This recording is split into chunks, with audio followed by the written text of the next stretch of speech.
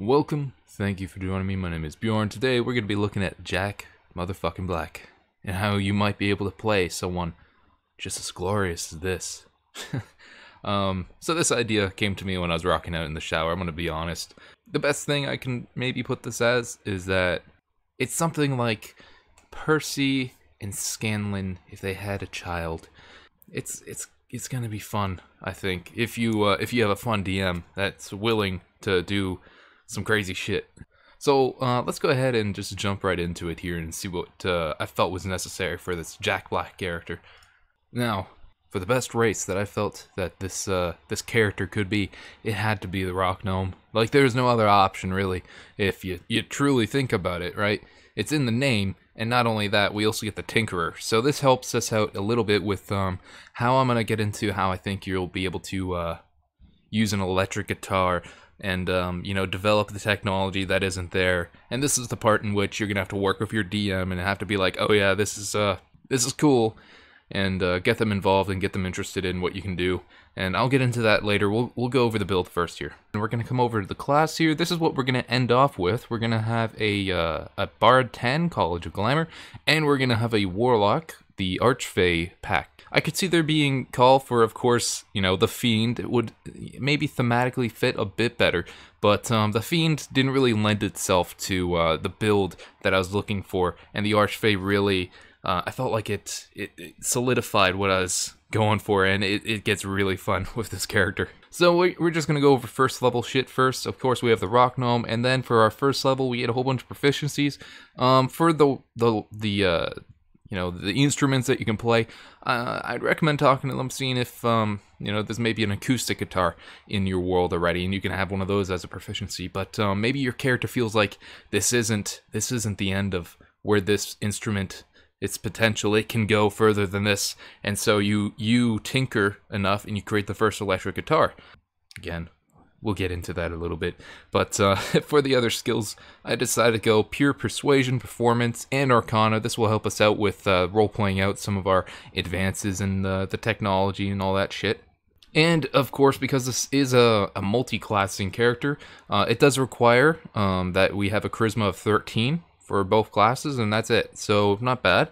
As for putting your rolls, if you're rolling, I suggest getting your charisma up as high as you can. Your intelligence being the next highest, possibly wisdom, possibly constitution, third, and these two are your dump stats. So like, these don't really matter right here.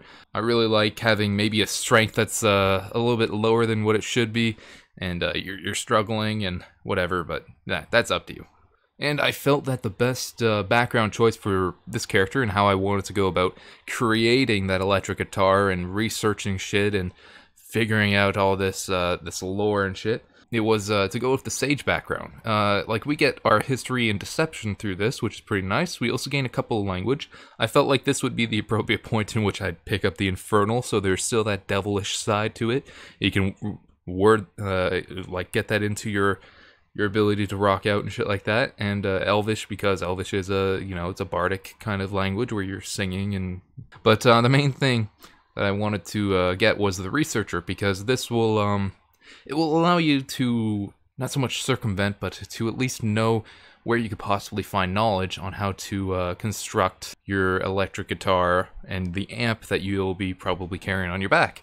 Alright, and we'll just go over here and do a quick leveling build. I don't want to get too much into it because I want to get into how you can roleplay it out. So we start off with a Bard College, as I said. We go from 1 to 10 is what we're going to do. Level 2, we get Jack of all trades, Song of Rest, amazing. And then at 3rd level, we finally get to choose our Bardic College.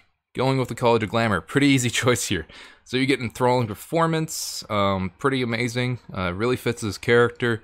The Mantle of Inspiration, also really, really good. Like, it's perfect. Like, there's not much else I can say about that. And of course, for our first expertise, I decided to go with performance and persuasion because this character revolves around that, and just to get people to like them and to like get them to maybe not get into combat or to like soothe shit. It's really up to you how you play out this character. Now for the first ASI, I felt it'd be appropriate just to get Warcaster right away. So advantage on concentration checks, pretty fucking great, especially because you might be doing, concentrating on a lot of spells here and there, boosting, your party members with haste. Like, this is very much a support build. This is not revolved around you getting into combat. This is you staying away from combat as best as you can. Played a lot like Scanlan kind of did in Campaign 1 with just buffing his party and doing a whole bunch of crazy shit with spells. It's a good way to go about it.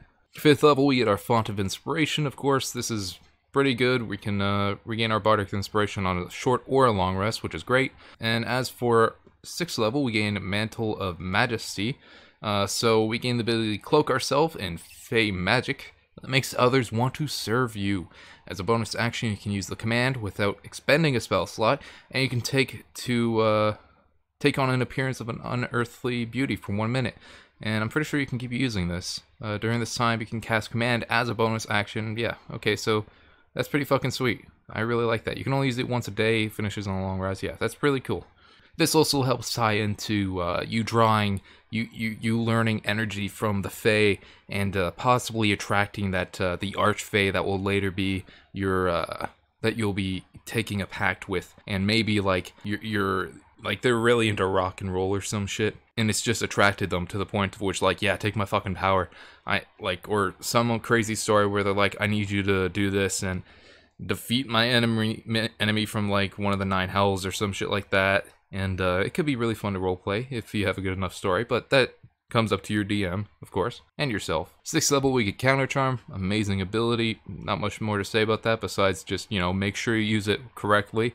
As for the 8th level ASI, I decided to dump 2 points into Charisma and get my Charisma up to 18 in this world where I rolled an 18. For 10th level expertise, I decided to go with Deception and Arcana, furthering myself with being able to persuade people to what I want, and also furthering my own knowledge. And for the magical secrets, this is of course up to you. I decided to just go with Bigby's Hand and Octuloclu's Resilient Sphere, whatever. I can't pronounce that word, I'm an idiot.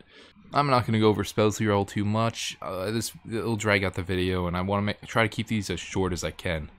Alright, and at level 11, we're going to start dipping into our Archfey Warlock. So this is the point in which your story can diverge. You don't need to go Archfey, you can go with the Fiend if you really want. But I really liked what the Archfey gave us. So at level 1, we get the Fey Presence. So essentially, we can charm people within a certain radius. My cat's being fucking crazy. Oh, my fucking shit, you got claws, motherfucker. So at first level, we gain Fey Presence, pretty fucking amazing ability to have. At first level, your patron bestows upon the ability to project the beguiling and fearsome presence of the Fae. As an action, you can cause each creature in a 10-foot cube originating from you to make a wisdom saving throw against your Warlock spell save DC, so the same as your Bard spell save DC, which is pretty nice. The creatures that fail their saving throws are all charmed or frightened by you until the end of your next turn. Pretty fucking useful to have. So there is a bit of an overlap here to certain abilities that you're going to have, but like this is like a once a day thing or a short rest, and so are those, so like you can use these multiple times through a combat, which I really liked that idea. Even though they're overlapping a little bit, you'll still have an arsenal of tools to keep using. Now we'll go over the Eldritch Invocations a little bit here. I decided to go with Mask of Many Faces. I felt like maybe this character would like to be able to cast this guy's self on them forever. Eyes of the Runekeeper, I felt like that would thematically fit with learning more knowledge about how to develop and further your instruments and the tools that you use to amplify their sound or whatnot. Of course, we also get, let's see what this, so this is our 5th level option for Repelling Blast. It makes sense that you don't want anything to fucking come near you, so Repelling Blast is a pretty good one to have. At 7th level option, I decided to go with Devil's Sight finally, being able to see through magical and non-magical darkness up to 120 feet. Felt like it's a nice benefit. I don't see why you wouldn't want to take this. And then at 9th level, I decided that you never actually really wanted to walk again, because at this point, you're 19th level. Fuck walking. Who walks? What kind of plebeian walks? You're a rock god at this point. Come on. So we come over here down to our 4th level ASI in the Warlock tree. I decided to go with one of the racials that I didn't realize that they had. So this ability, a gnome, I believe that's what we are, gnome or halfling racial, fade away. Your people are clever with a knack for illusion magic. You have learned a magical trick for fading away and when you suffer from harm, you gain the following benefits: increased dexterity or intelligence. I won't know if intelligence it fit for this character. And immediately after taking damage, you take a reaction to become magically invisible until the end of your next turn, which is pretty great. Like, it's pretty great. And then the fun thing with that too is that just at 6th level here, we get our Misty Escape. So not only do we have our Fade Away ability, we now have a Misty Escape in which we can turn invisible, teleport 60 feet away. If they somehow find us or we get into range combat again, we can then use our new racial feat here called Fade Away, and we can be invisible. And when we disengage from combat, or don't even disengage, we could just walk away. They'll have disadvantage to hit us when they take an opportunity attack.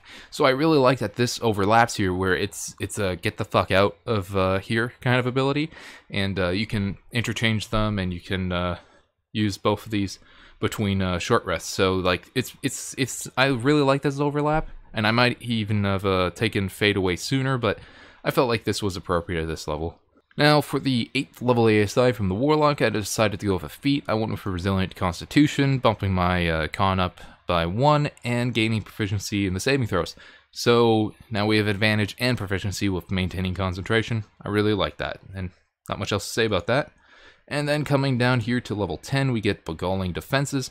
So anytime someone tries to charm you, you are immune to being charmed, and when another creature attempts to charm you, you can use your reaction to attempt to send the charm back to that other creature.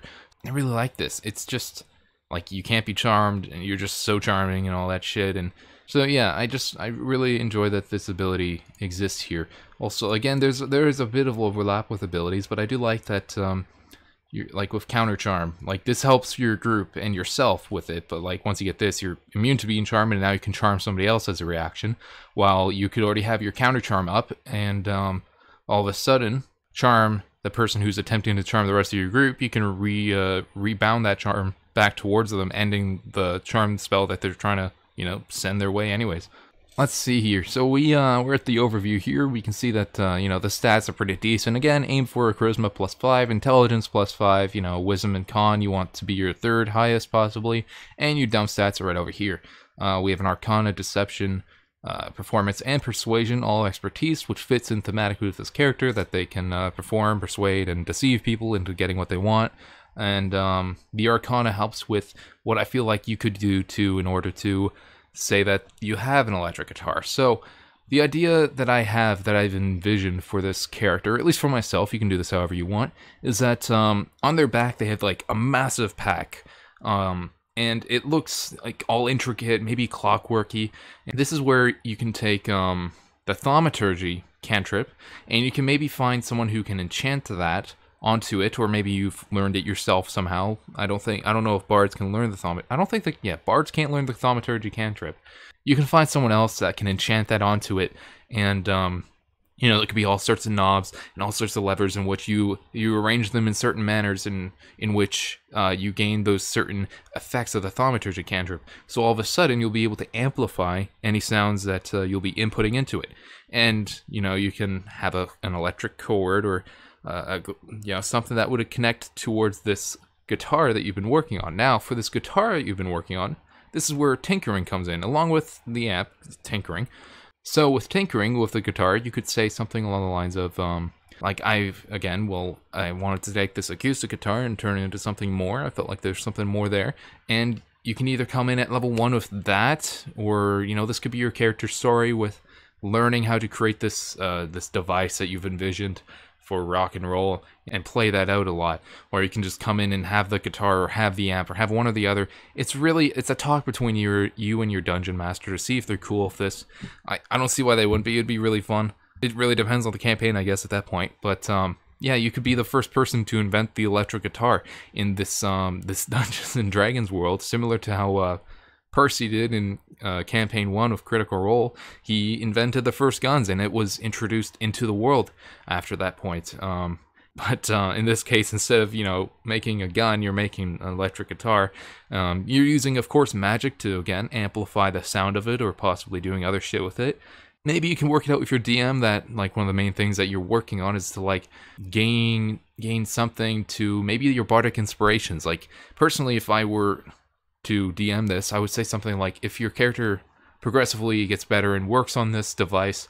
Like whenever they try to inspire somebody through this device that you have, the electric guitar and the amp, all of a sudden, you know, like you have so at level 10 you have a bardic inspiration die of a D10, but now when you play it through this device, you have a bardic inspiration die of a D10 plus 1, a bardic inspiration die of a D10 plus 2, or maybe you can even use this as I believe it's somatic and verbal or something. It's one of those like how you cast spells. Maybe you can increase your spell save DC to say from an 18 to a 19, a 19 to a 20.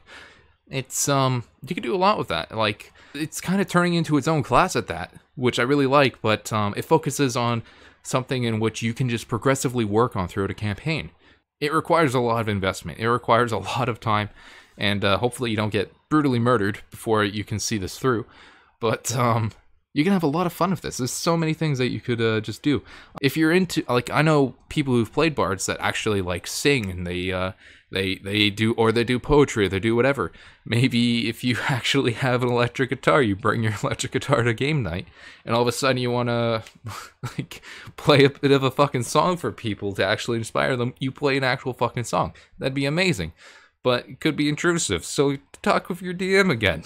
But yeah, I think I'm gonna leave this one here because I don't want to narrow it down too much. I want to keep this pretty open. I don't want to be like, yeah, you have to do this, you have to do that. Like, use your imagination, talk with your DM, find something that you both find fucking awesome, and just enjoy this. Like, this is such a twist. You might be able to I might make this into its own class. Like, this is like the one thing I was like, oh, maybe I'll make this into I'll probably make this into an archetype. Yeah, I'm thinking I'm gonna make this into an archetype. I'll work on making an archetype on D&D Beyond once I figure out how the fuck this shit works, and maybe I'll share that in the future. But I think for now I'm gonna leave it here, and thank you for watching. I hope you've enjoyed and possibly take some inspiration away from this, and yeah, have a great day.